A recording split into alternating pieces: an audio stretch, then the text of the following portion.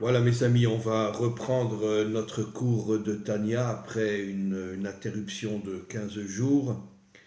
Et je voudrais d'abord dédier ce cours pour la guérison totale et définitive de Raphaël Dan Ben Yohana Rivka, ainsi que pour la guérison de Yolande Bat Chaya Bracha, et aussi celle de Moshe Ben Bracha, que le Maître du monde leur envoie une guérison totale, définitive, ainsi que tous les autres malades qui sont dans ce monde.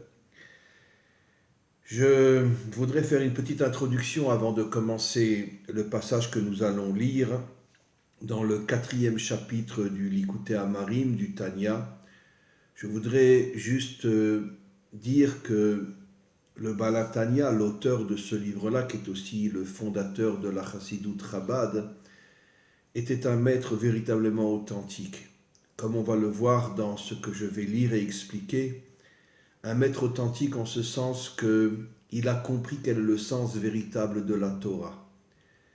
La Torah n'a pas pour but de nous déconnecter de ce monde et de nous faire vivre dans toutes les illusions et le fantasme d'un nuage complètement mensonger qui nous fait croire que l'on sert Dieu lorsque l'on n'est plus en contact avec ce monde. Et au contraire, comme on va le voir, le Baal HaTanya nous explique que la vraie Torah se trouve non seulement dans ce monde, mais se trouve cachée à l'intérieur de la matérialité.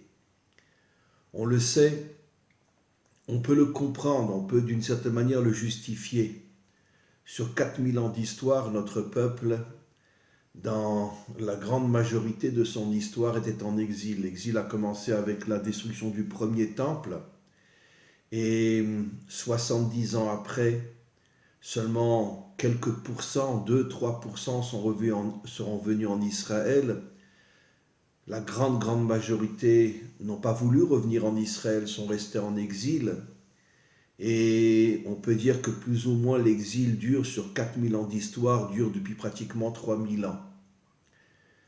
Dans la mesure où effectivement Israël a été extrêmement martyrisé en exil, est très souvent complètement déconnecté de toute activité réelle dans ce monde, alors d'une certaine manière, le monde religieux s'est réfugié dans ce que j'appelle moi un fantasme mensonger, de ce que l'on appelle l'étude de la Torah, la prière, comme si finalement l'essentiel était uniquement d'étudier, de prier, d'accomplir les commandements. Et en vérité, c'est un mensonge inimaginable. Pourquoi ? Parce que bien évidemment que tout le but d'Israël est d'accomplir la Torah, de l'étudier, de prier, d'accomplir les commandements. Mais pas en étant déconnecté de ce monde. Au contraire, en étant à l'intérieur de ce monde, en travaillant, en agissant dans ce monde. Et surtout le but ultime de la raison pour laquelle Dieu nous a donné la Torah, c'est afin de purifier ce monde, de le nettoyer de toutes les saletés, de toutes les pourritures, de toutes les méchancetés qui sont dans ce monde. Ce qui veut dire que quelqu'un qui n'est pas dans ce monde, quelqu'un qui étudie toute la journée, etc., ne, ne vit absolument pas la Torah, il vit dans un fantasme total. Malheureusement, jusqu'à aujourd'hui, énormément d'enseignants nous transmettent par illusion ou ouvertement que si quelqu'un en a les moyens, il devrait d'une certaine manière quitter ce monde et rentrer dans un lieu d'études et étudier toute la journée. Et malheureusement, il y a encore énormément d'institutions aujourd'hui encore dans notre peuple où les gens ne font qu'étudier toute la journée, mais ils vivent dans un fantasme, dans un mensonge total, comme on va le voir dans quelques instants.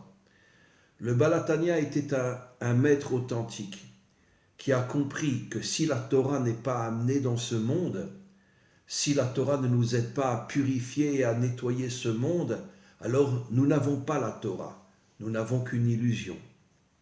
Et plus encore, comme on le sait, nos maîtres nous expliquent que l'une des parties les plus importantes de la Torah est l'accomplissement des commandements.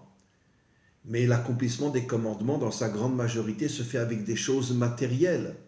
Prenons l'exemple, à Sukkot, on vit dans une soukha faite avec des branches et des choses qui appartiennent à la terre, qui appartiennent à ce monde. On a une autre mitzvah à soukha, c'est qu'on prend le loulav et on fait une mitzvah avec le loulav. Le loulav est composé de plantes qui poussent à partir du sol. Quand on met les tfilines, tous les jours, les tfilines sont faits avec la peau d'un animal. La Torah elle-même est écrite sur un parchemin qui vient lui-même d'une peau d'animal. Les tzitzit que nous portons sont aussi avec de la laine.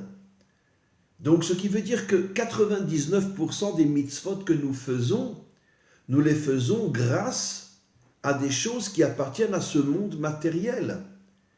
Quel est le message que nous devons comprendre? Que les mitzvot, en vérité, nous révèlent que Dieu refuse une spiritualité qui est déconnectée de ce monde. Et les mitzvot sont là pour nous faire comprendre que notre travail essentiel est d'être dans ce monde afin de le réparer, de le nettoyer.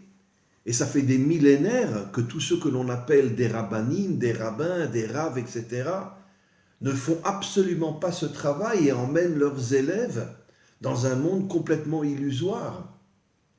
Comme on le sait, Maïmonide, le Rambam le dit clairement dans le Mishneh Torah, le combat le plus important du Mashiach sera de se battre contre tout le mal qu'il y a dans ce monde.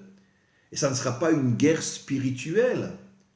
Il ne va pas prendre un livre et à travers ce livre, il va envoyer des missiles sur tous les méchants de ce monde. Non, il va véritablement monter une armée pour se battre contre tout le mal qu'il y aura dans ce monde.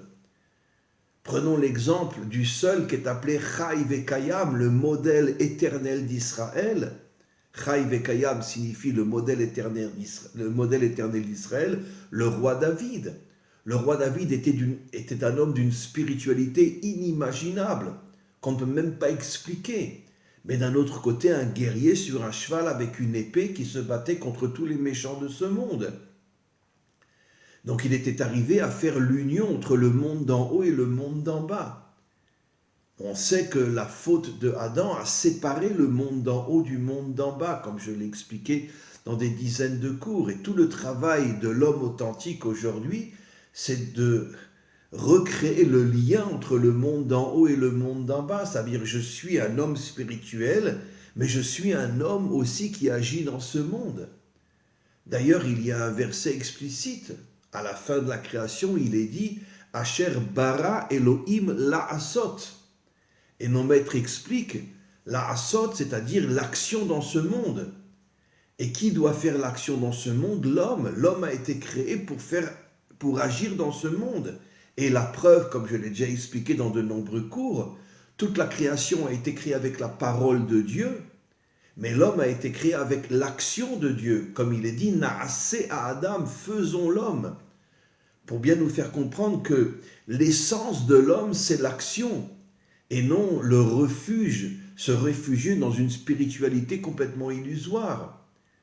Et comme je le dis toujours, comme disait Marx, c'est la seule phrase que j'accepte de lui, quand il a dit que la religion c'est l'opium des peuples, je pense qu'il a dit la plus grande vérité jamais émise dans ce monde. La religion est véritablement une drogue qui nous déconnecte de ce monde. C'est la raison pour laquelle, en vérité, la religion a été inventée par tous les dirigeants de ce monde afin de déconnecter les peuples de ce monde pour qu'eux puissent garder le pouvoir et que personne ne les dérange. Donc il faut qu'il y ait un réveil dans ce monde, un réveil qui va nous ramener à l'action. C'est vrai, je l'avoue, en Israël, mais personne n'en parle. Il commence à y avoir un réveil inimaginable dans le monde religieux au niveau de la jeunesse. Jusqu'au Corona, j'étais moi-même rave à l'armée pendant un long moment et j'ai vu arriver des milliers d'enfants religieux, de 18 ans bien sûr, s'engager dans l'armée et pas seulement derrière les ordinateurs, dans les unités combattantes. Et je leur ai moi-même enseigné la Torah pendant très longtemps.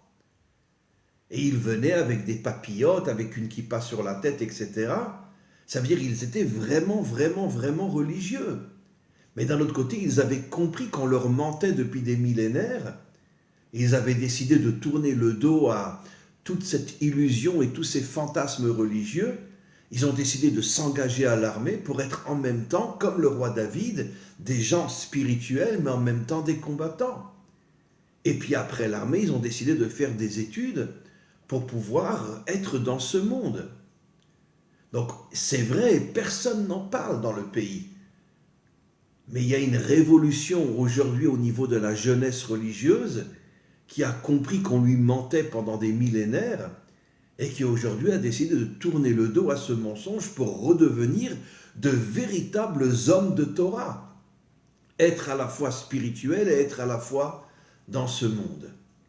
Et il y en a de plus en plus et de plus en plus aujourd'hui de gens véritablement religieux, mais qui vont à l'armée et qui travaillent et après qui ont un métier, etc., tout en restant véritablement religieux.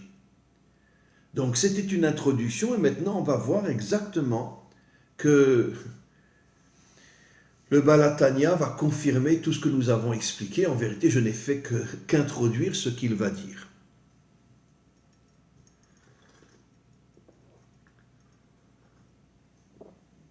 Regardez ce qu'il dit. Velachen, pour cette raison, Nimshela Torah le Maïm.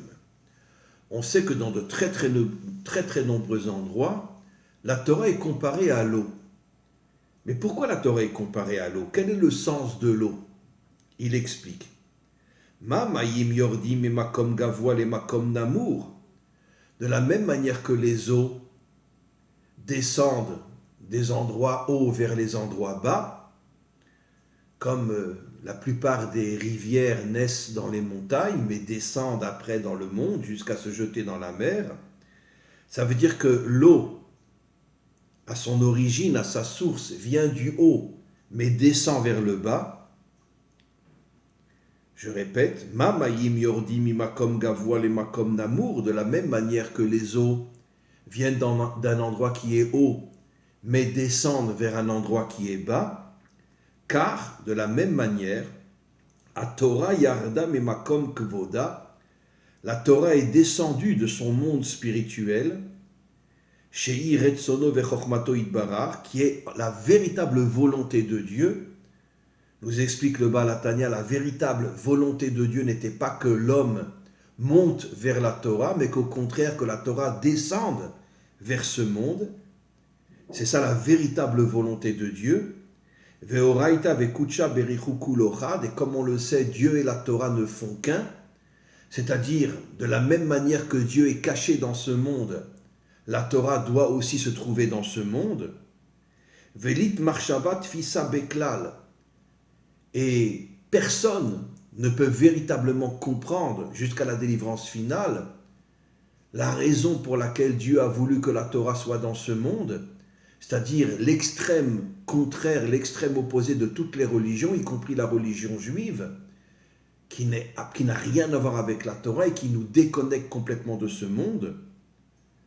Ou Misham Nasa Viarda, et Dieu a voulu que la Torah voyage et descende, Beseter Amadregot, dans les endroits les plus matérialistes de ce monde, mais Madriga les Madriga, que la Torah descende d'une étape à une autre, Beishtal Sheluta Olamot, et traverse tous les mondes, jusqu'elle arrive dans notre monde, Achelit Lapsha Bedvarim Gashmiyim, au point que la Torah s'habille, plutôt se cache dans la matière de ce monde, Veinyane Olamazé, et dans toutes les situations de ce monde matériel, etc. On continuera dans quelques instants.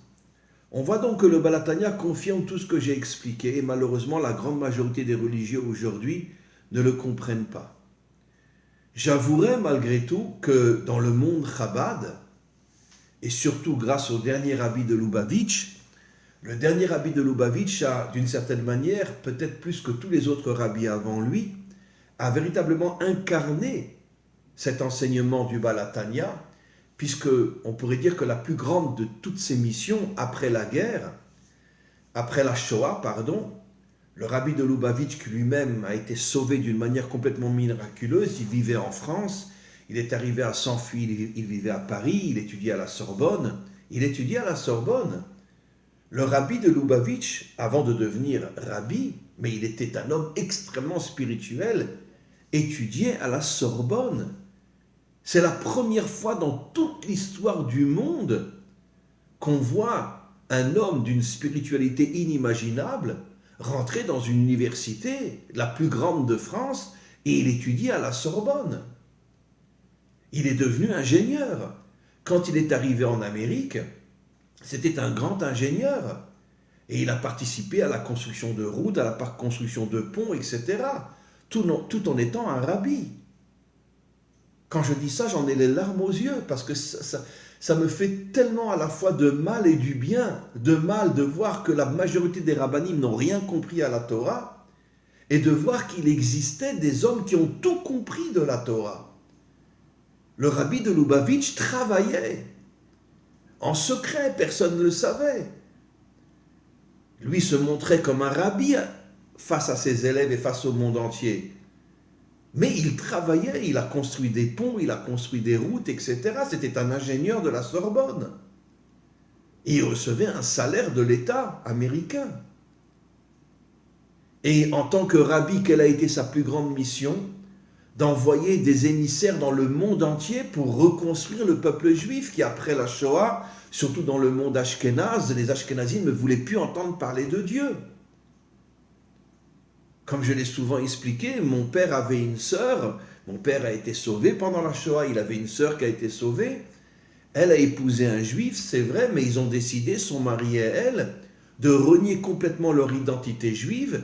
Et ils n'ont pas dit à leurs enfants, jusqu'à un certain âge, c'est mon père qui l'a dit aux enfants qu'ils étaient juifs, mais jusqu'à un certain âge, les enfants ne savaient même pas qu'ils étaient juifs, et ils avaient une fille qui était extrêmement antisémite, qui détestait les juifs, alors qu'elle était juive elle-même. Mais ça, c'est un exemple dans ma propre famille. Mais ce sont des centaines de milliers de juifs, surtout dans le monde ashkénaze, qui après la Shoah ont dit à Dieu, va te faire voir. On ne veut plus entendre parler de toi. Je peux les comprendre, je ne les critique pas. Après toutes les horreurs que les juifs ashkénazim ont traversées pendant la Shoah.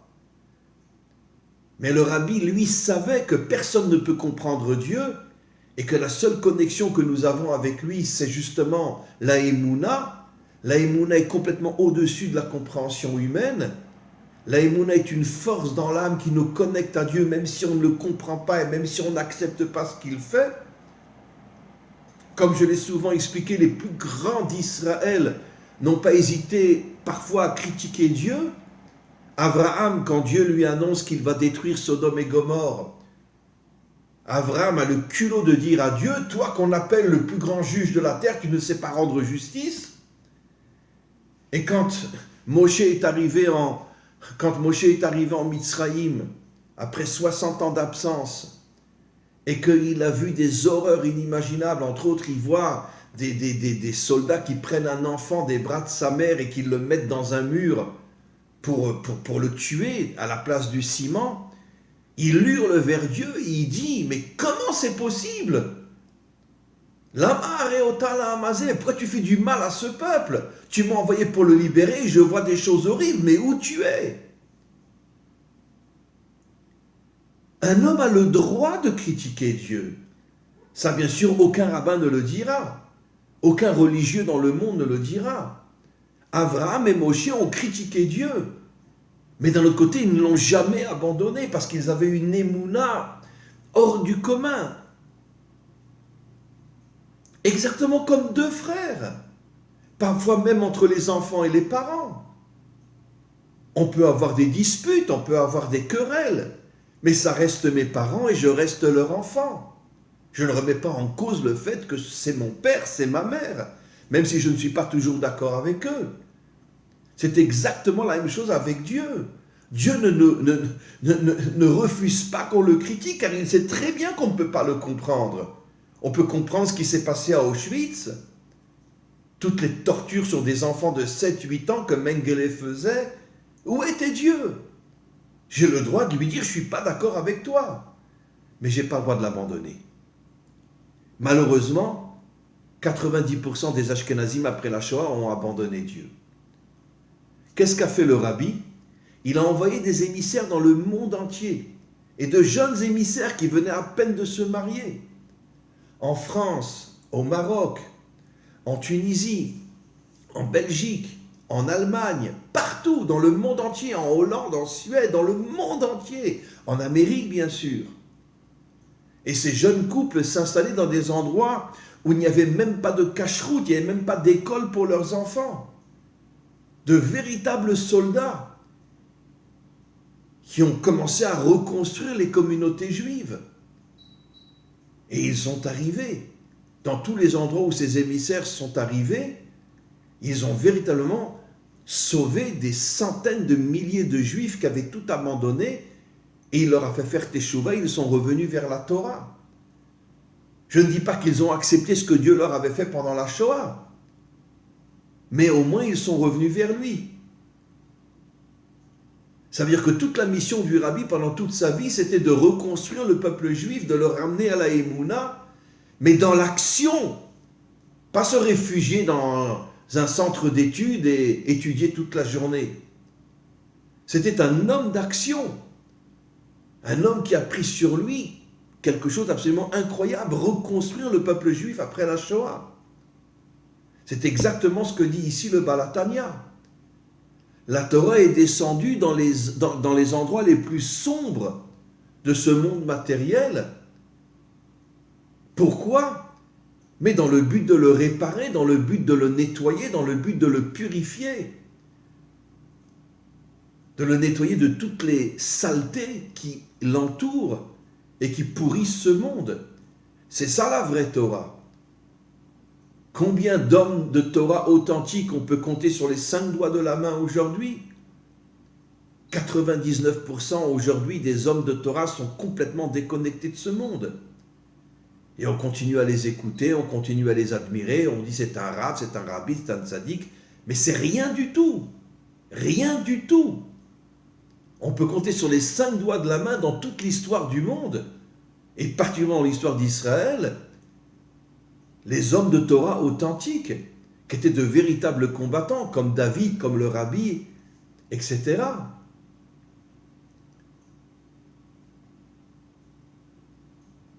Maintenant, je comprends que l'exil nous a complètement déconnectés, nous a complètement rendus fous.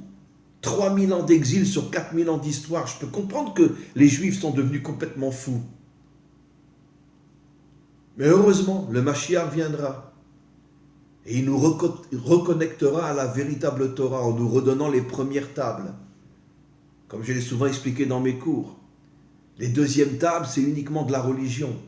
Mais les premières tables, c'est la vraie Torah. Et les premières tables, il ne les donnera pas seulement à Israël, il les diffusera dans le monde entier. Et à ce moment-là, le monde entier reviendra à la véritable spiritualité qui est connectée à la matérialité. Et à ce moment-là, on pourra nettoyer ce monde de tous les méchants qui sont dans ce monde. On continue, regardez ce qu'il dit. La reine, c'est pour cette raison, puisque la Torah est dans ce monde, Amrou, que nos maîtres disent, Yafé sha'achat betshuva ou ma'asim tovim, que lorsqu'un homme fait teshuva, ba'olam hazé, dans ce monde matériel, ça vaut plus mikol chaye olam haba que toute la vie qui est dans les sphères supérieures. Quand il parle ici des sphères supérieures, il fait allusion surtout à la séparation entre l'âme et le corps au moment de la mort, où l'âme, elle, remonte dans les sphères supérieures, elle est complètement déconnectée de ce monde. Et le Baal HaTanya a le courage de nous dire que la teshuva, dans ce monde, est plus importante que toute la vie que l'âme peut avoir dans les mondes supérieurs. Pourquoi? C'est quoi la teshuva? Ben, un homme est tombé complètement. Il a fauté dans la débauche, dans le vol, dans tout ce que vous voulez. Et puis un jour, il prend conscience et il revient. Et ça veut dire quoi, il revient? Ça veut dire qu'en vérité, dans le secret des choses, même si lui n'en est pas conscient, il se connecte à cette lumière qui est cachée dans ce monde, qui est la vraie Torah, et grâce à cette lumière, il revient vers Dieu. Et grâce à cette lumière qui est cachée dans le monde matériel, il se connecte à elle et elle le ramène vers Dieu. Qu'est-ce qu'on comprend de là? Nos maîtres osent dire que celui qui a fauté même pendant des années mais qui revient vers Dieu est beaucoup plus grand que tous les anges et tous ceux qui sont dans les mondes supérieurs. C'est pour ça que je dis toujours que la plus grande insulte qu'on puisse faire à un homme, c'est dire que c'est un ange. C'est la plus grande erreur qu'on puisse faire. Nous ne sommes pas des anges, nous ne voulons pas être des anges. Nous n'avons pas peur de tomber et de fauter, comme dit Shlomo Ameler. Shiva yipol tzadik vekam. Le tzadik peut tomber 7 fois, mais il se relève. Dieu nous a mis dans ce monde en sachant que la grande majorité tomberait. Mais il voulait qu'ils se relèvent. Et qu'ils prennent avec eux cette lumière qui est dans le monde matériel et reviennent vers Dieu en arrivant à réunir la spiritualité et la matérialité. Ça, c'est ce que Dieu voulait. J'ai déjà raconté 1000 fois, mais je raconte cette histoire absolument incroyable qui est dans le Talmud.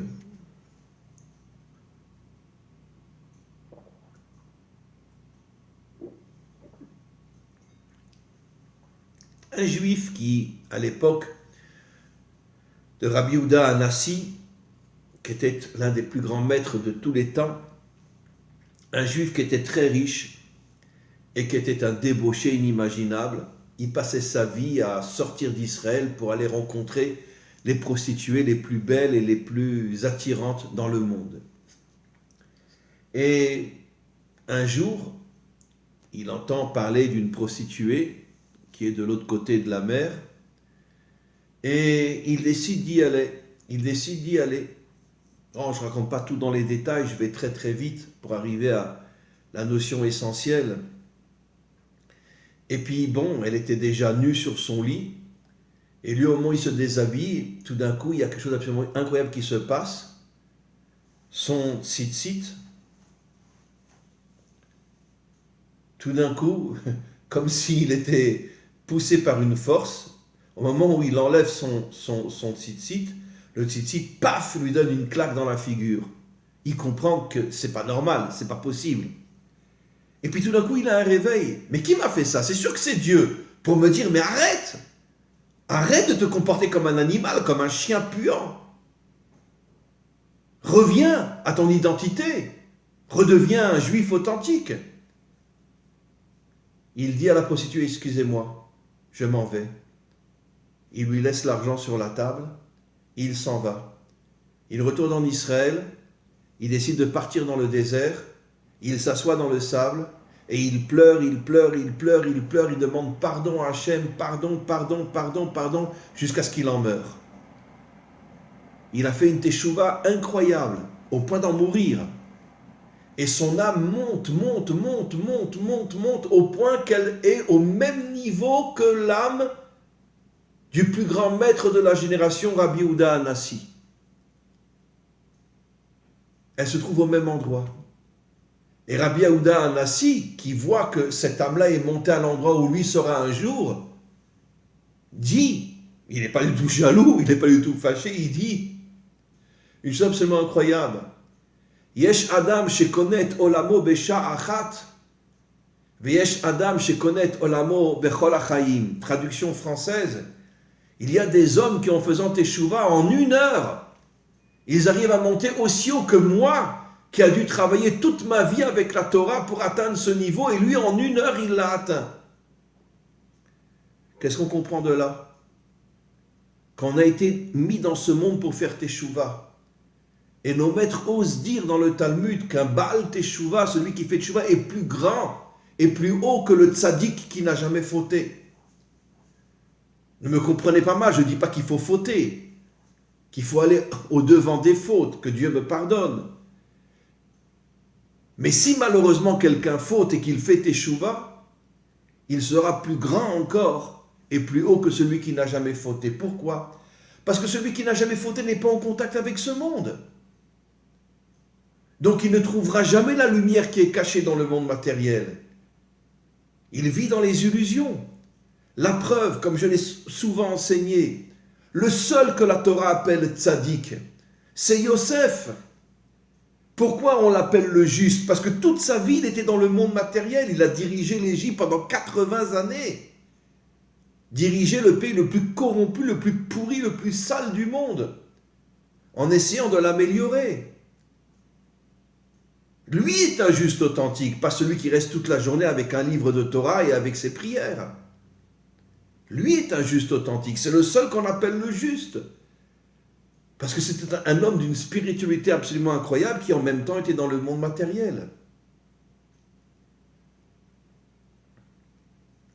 On comprend donc de ce passage que nous avons expliqué aujourd'hui, et je vais m'arrêter, que heureusement que le Maître du monde nous a envoyé des maîtres authentiques qui avaient la vraie Torah et qui nous ont expliqué, même si ce n'est qu'une minorité qui le comprend, qui nous ont expliqué ce qu'est la vraie Torah et nous ont aidés à tourner le dos à toutes ces religions qui en vérité sont les instruments de toutes les dictatures de ce monde pour nous affaiblir et nous déconnecter de ce monde, pour nous empêcher de nous battre pour purifier ce monde.